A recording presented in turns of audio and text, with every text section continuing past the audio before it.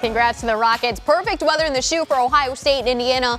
And early in the second quarter, Buckeyes up 10-3. Dwayne Haskins finds Johnny Dixon, the 30-yard touchdown. Ohio State in control. But the Hoosiers respond with back-to-back scores. Buckeyes down 3. Haskins underneath to Paris Campbell. Senior co-captain into the end zone. Buckeyes back in front. Third quarter, OSU leading by 8. Haskins, the swing pass to Campbell. He shows off the speed on the 71-yard score. Campbell 9 catches for 142 yards, 35-20 Ohio State. In the fourth, Buckeyes lead back to single digits when Haskins connects with Terry McLaurin.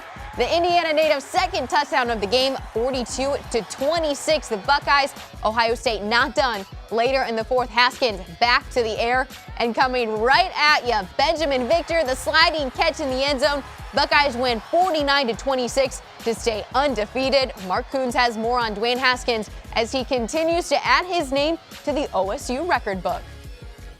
Once again, the story of the game, Ohio State quarterback Dwayne Haskins. 6 touchdown passes, which ties a school record. 455 yards in the air, which is just 3 yards away from another school record. After the game, the redshirt sophomore quarterback on his remarkable performance used a different R word to describe his game. Yeah, we're definitely routine. Every game you want to light it up. But, definitely was a good statistical game, but I'm glad we got the win most importantly. When the passing game's cooking, there are guys making phenomenal catches and runs, and the offense line's doing for the most part. I believe we gave up 1 sack tonight.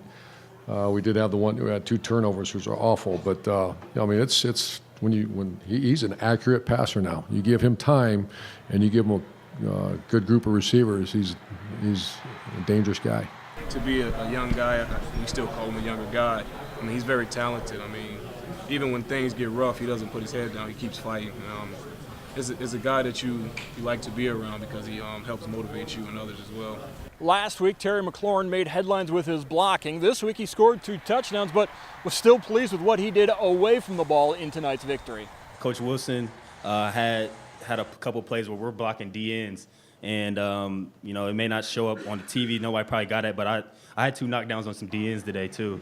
So I'm willing to do whatever it takes for this team. I don't really care a whole lot about the touchdowns. To be honest, I was more happy for Ben when he scored. He's just growing up before our eyes.